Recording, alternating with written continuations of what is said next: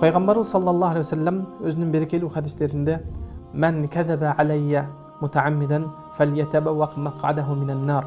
Кимде-ким Пайгамбар саллаллаху алейхи ва саллям мага жалган сөз экендигин билип туруп, мага жалгандан токулган бир хадисти айта турган болсо, ал өз жайын дозоктон тандап алсын деп айткан. Жалган айтуу ушунчалык чоң күнөөлөрдүн бири. Мына ошондуктан Пайгамбар саллаллаху алейхи ва саллям дагы күндөрдүн биринде мусулман адам урлук кылып коюшу мүмкүн десе, балким урлук кылып коюшу мүмкүн дейт.